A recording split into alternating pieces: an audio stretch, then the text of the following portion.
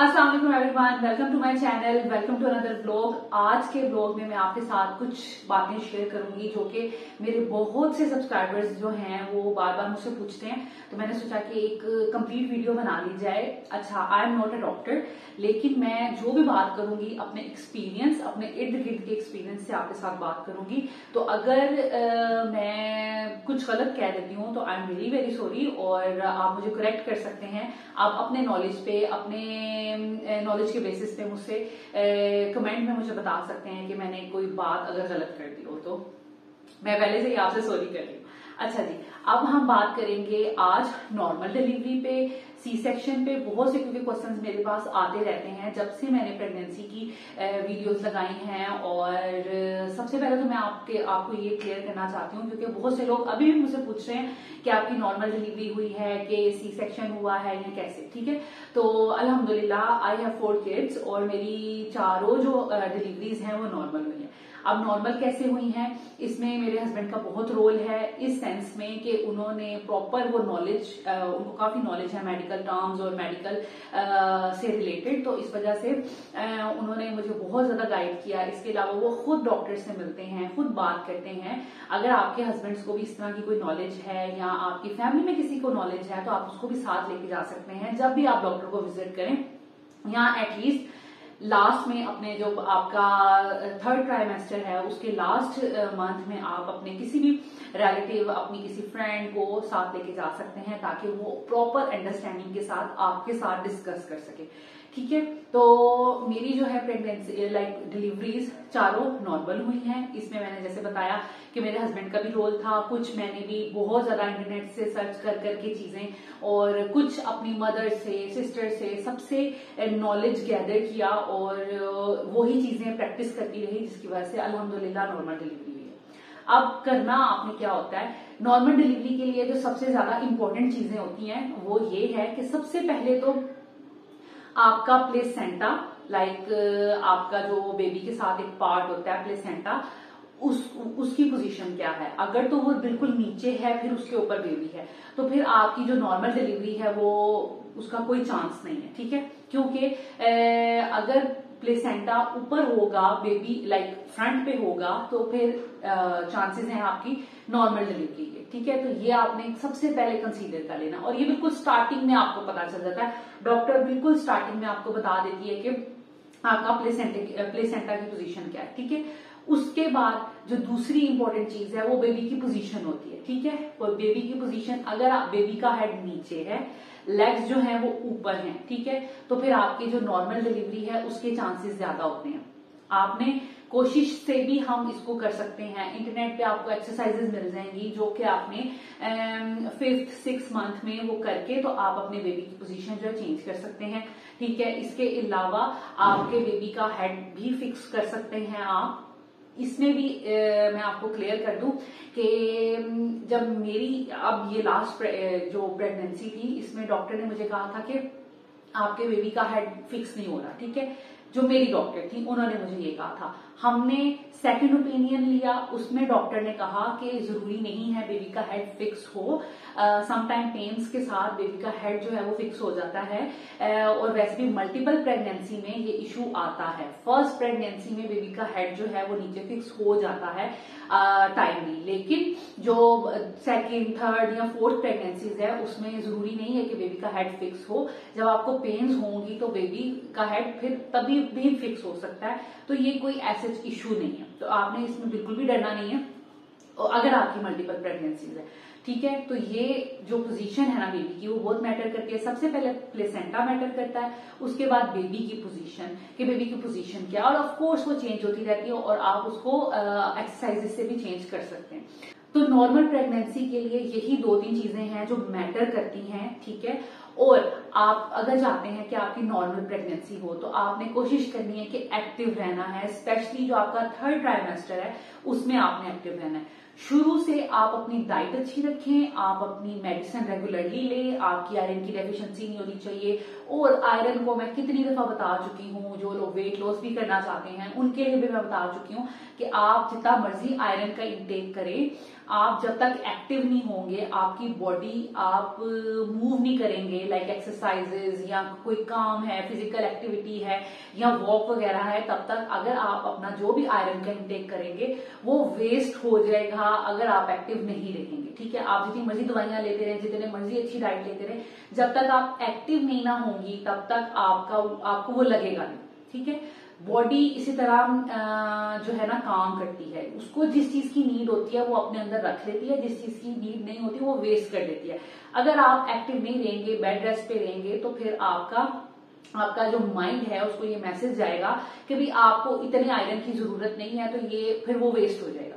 अगर आप एक्टिव रहेंगे, फिजिकल एक्टिविटी करते रहेंगे, वॉक करते रहेंगे, काम शाम करते रहेंगे, तो फिर ज्यादा चांसेस हैं कि आपकी बॉडी जो है ना वो आयरन को, जो भी आप इनटेक कर रहे हैं आयरन का, तो उसको रिटेन करें। ठीक है, तो आपने कोशिश ये करनी है कि अपने आप को एक्टिव रखना है, और एक्टिव रहने से ही सब कहते हैं कि नॉर्मल प्रेगनेंसी डिलीवरी के चांसेस ज्यादा हो जाते हैं। मैंने भी यही तरीका जो है वो फॉलो किया था। मैं हमेशा से एक्टिव रही हूँ अपनी प्रेगनेंसीज में, मैं उठ के काम करती थी ताकि जो मैं इंटेक कर रही हूँ मेडिसिन का, सप्लीमेंट्स का, वो मुझे लगे भी। इसके अलावा मैं एक्टिव रहूं ताकि बेबी जो है वो नॉर्मल डिलीवर हो, क्योंकि ऑपरेशन आप करवा तो लेते हैं लेकिन बाद में उसके साइड इफेक्ट्स बहुत ज्यादा होते हैं। आप 1-1.5 माह रेस्ट पे चले जाते हैं, उसके अलावा आप की लाइफ में लाइक आप बहुत देर तक वेट नहीं उठा सकते, आप फिर भी उसके बहुत ज्यादा इश्यूज होते हैं। तो आपने कोशिश करनी है कि नॉर्मल डिलीवरी ही हो, ये बेटर है। अब आपने तो अपनी ये जो नेचुरल चीजें मैंने बताई है कि बेबी की मूवमेंट क्या होनी चाहिए, प्लेसेंटा कैसा होना चाहिए, बेबी का हेड वगैरह फिक्स हो जाए, तो ये तो आप नेचुरल चीजें। अब आपको डॉक्टर क्या कह रहे हैं। अच्छा, मैं सबके बारे में नहीं बात करी, लेकिन कुछ डॉक्टर्स ऐसे हैं जो प्रेफर करते हैं ऑपरेशन। ठीक है, मैं भी एक दफा फर्स्ट जब मेरा बेबी था, तो मैं जब जैनब की दफा गई डॉक्टर के पास, तो उनकी यही कोशिश थी कि ऑपरेशन हो जाए। इसी तरह मेरी जो इजा की दफा डॉक्टर थी, उनकी भी यही कोशिश थी कि मेरा जो है ना ऑपरेट हो जाए। वो प्रेग्नेंट लाइक वो डिलीवरी लेट करना चाह रही थी। डिलीवरी लेट करने से मसला ये होता है कि बेबी जो है वो वेट गेन कर लेता है। बेबी अगर 4.5 kg से बढ़ जाए तो फिर आपकी नॉर्मल डिलीवरी होना बहुत मुश्किल हो जाता है। ठीक है, उसके अलावा अगर आपका बेबी लाइक डिलीवरी अगर लेट होना शुरू हो जाए तो फिर और भी मसले होना शुरू हो जाते हैं। बेबी की ऑक्सीजन लेवल कम हो सकता है, बेबी को डाइट प्रॉपर नहीं मिल सकती, और भी बड़े इश्यूज हो सकते हैं। तो इस वजह से डॉक्टर क्या करती हैं, समटाइम लेट कर देती हैं, या उनकी प्रायोरिटी यही होती है कि आपका ऑपरेट करे। तो आपने उससे किस तरह बचा जा सकता है, उसके लिए हमने क्या किया, लाइक हमारे साथ 2 एपिसोड्स हुए थे ऐसे, तो हमने उसके लिए क्या किया, जब भी आपकी प्रेगनेंसी हो, जब भी डिलीवरी का कोई भी टाइम हो, आप सेकंड ओपिनियन जरूर ले लें। और सेकंड ओपिनियन के बारे में अपनी डॉक्टर को भी बताएं, और जिसके पास जा रहे हैं उसको भी बताएं कि आप सेकंड ओपिनियन के लिए आए हैं। वो फिर मशवरा अच्छा देंगे, क्योंकि उनको होता है कि शायद ये जो पेशेंट है वो मेरे पास आ जाए अगर मैं इसको अच्छा मशवरा दूंगी। तो कोशिश करें कि 2 से 3 अच्छी डॉक्टर्स को आप जाएं, उनके पास विजिट करें और उन्हें कहें कि हमारी डॉक्टर ने हमें ये बताया है कि आपका ऑपरेट है, तो क्या आप भी ये सोचती हैं कि हमारा ऑपरेट होना चाहिए। तो इस तरह हो सकता है कि आपको कोई अच्छा मशवरा मिल जाए। इजा की दफा मेरे साथ ऐसा ही हुआ था कि मुझे डॉक्टर ने ऑपरेट का बता दिया था, जिसके पास मैं पूरे 9 मंथ जाती रही थी। लेकिन उसके बाद क्या हुआ, हम लोगों ने एंड टाइम पे डॉक्टर बदली, क्योंकि हमें लग रहा था हमारी डॉक्टर हमारे साथ कुछ गेम प्ले कर रही है। तो हमने 2 डॉक्टर्स, वो कहाँ से ढूंढे, गूगल हमने किया कि रावलपिंडी में अच्छी डॉक्टर्स कौन सी हैं। तो एक मेरी डॉक्टर, हमें लाइक उसकी रेटिंग अच्छी थी, और एक और डॉक्टर थी, उनकी रेटिंग अच्छी थी। हम दोनों के पास गए, दोनों से हमने मशवरा किया, और उन्हें बताया भी कि हम सेकंड ओपिनियन के लिए आ रहे हैं। तो उन्होंने यही कहा कि नहीं, आपका तो आप आज या फिर एटलीस्ट कल तक बेबी डिलीवर कर लें, चाहे इंड्यूस करके, क्योंकि आपका जो प्लेसेंटा है वो मैच्योर हो गया है, वाटर लेवल कम हो रहा है, तो आपको बेबी डिलीवर कर लेना चाहिए। जबकि हमारी डॉक्टर हमें 3-4 दिन लेट कर रही थी। तो इस तरह सेकंड ओपिनियन से ये होता है कि आपको बहुत फायदा हो जाता है, आपको कोई अच्छा मशवरा मिल सकता है। तो इस तरह आप बच सकते हैं। अब जिनके ऑपरेट होते हैं, अच्छा मुझे एक क्वेश्चन आया था पेनलेस डिलीवरी के बारे में। तो मैंने पेनलेस डिलीवरी नहीं करवाई, ठीक है। लोग करवाते हैं, मेरी अपनी सिस्टर इन लॉ हैं, उन्होंने उनके 4 बेबीज हैं और उन्होंने चारों की दफा पेनलेस डिलीवरी करवाई थी। वो भी पॉसिबल है। उसमें ये होता है कि आपको एनेस्थीसिया दिया जाता है आपकी कमर में, ठीक है। तो एक इंजेक्शन लगता है जिससे आपका लोअर बॉडी जो है ना वो लाइक नम हो जाती है, सुन हो जाती है, और उससे ये कि आपको जो पेन है वो कम होती है। तो ये आप करवा सकते हैं, लेकिन उसमें रिस्क है। रिस्क ये है कि उसमें मैंने एक दफा सुना था, मेरी सिस्टर इन लॉ ने मुझे बताया था कि हॉस्पिटल में मैंने एक लड़की थी, वो पैरालाइज थी, तो उसने मुझे बताया था कि उसको ये एनेस्थीसिया मिला था, तो वो थोड़ा सा लाइक इतना सा भी इधर से उधर हो जाए तो आप पैरालाइज हो सकते हो। अब आई डोंट नो इसमें कितनी रियलिटी है, लेकिन मेरी सिस्टर इन लॉ ने मुझे ये बताया और उस लड़की ने उनको वो बताया। तो इस वजह से आप अपने बेस पे आप डॉक्टर से मशवरा करके 2-3 लोगों से मशवरा करके अगर आपने पेनलेस डिलीवरी करवानी है तो आप इस तरफ जा सकते हैं। लेकिन जो मुझे पता चला है कि उसमें इतना सा रिस्क है, तो फिर मैं सोचती हूँ कि इतने थोड़े टाइम के लिए आप इतनी पूरी लाइफ का रिस्क नहीं ले सकते। लेकिन मेरी जो सिस्टर इन लॉ है उन्होंने 4 बेबीज करवाए हैं और वो पेनलेस करवाए हैं, तो अल्हम्दुलिल्लाह वो माशाल्लाह बिल्कुल ठीक है। लेकिन वो ये हमेशा कंप्लेन करती हैं कि उनकी लेग्स में, उनकी कमर में पेन होता रहता है। तो आप इस चीज को कंसीडर कर लें कि उसके भी थोड़े बहुत कोई ना कोई साइड इफेक्ट्स हैं। नॉर्मल डिलीवरी जो है वो बिल्कुल उसका कोई साइड इफेक्ट नहीं है, आप बहुत जल्दी हील हो जाते हैं, आपको 10 दिन 15 दिन लगते हैं, आप बहुत अच्छा फील करने लग जाते हैं। हाँ, जिन लोगों के स्टिचेस आते हैं समटाइम, ये बहुत नॉर्मल अब बात हो गई है कि थोड़ा बहुत टीयर आ जाता है नॉर्मल डिलीवरी में, तो वो कोई मसला नहीं है। समटाइम डॉक्टर्स भी थोड़ा सा टीयर लगा देती हैं कि बेबी को डिलीवर करने में ताकि आसानी हो, तो वो कोई मुश्किल काम नहीं है। स्टिचेस लगते हैं, हाँ उठने बैठने में मुश्किल होती है, लेकिन मेरा ख्याल है कि वो सी सेक्शन से या पेनलेस डिलीवरी से सेफर है और उसकी तरफ जाना चाहिए। तो आई थिंक ये एक अच्छा ऑप्शन है। उसके बाद बात अगर हम करें सी सेक्शन जो है वो बिल्कुल लास्ट ऑप्शन है। आप उसको हमेशा लास्ट ऑप्शन कंसीडर करें। देखिए जितने भी बाहर की कंट्रीज हैं उसमें बहुत कम परसेंटेज है कि आपको आपका सी सेक्शन वो करें, वो करते ही नॉर्मल डिलीवरी है, प्रेफरेंस उनकी नॉर्मल डिलीवरी ही होती है। हाँ, कुछ कॉम्प्लिकेशंस होती हैं जिसमें आपको सी सेक्शन बताते हैं। अब वो कॉम्प्लिकेशन कौन सी हो सकती हैं? या तो वो ये हो सकता है कि आपका प्लेसेंटा की पोजीशन ठीक नहीं है, प्लेसेंटा नीचे बेबी ऊपर है, तो वो फिर आपका ऑपरेशन ही होगा, ठीक है। उसमें फिर कोई बचत नहीं है, उसमें फिर आपको ऑपरेशन की तरफ ही जाना पड़ेगा।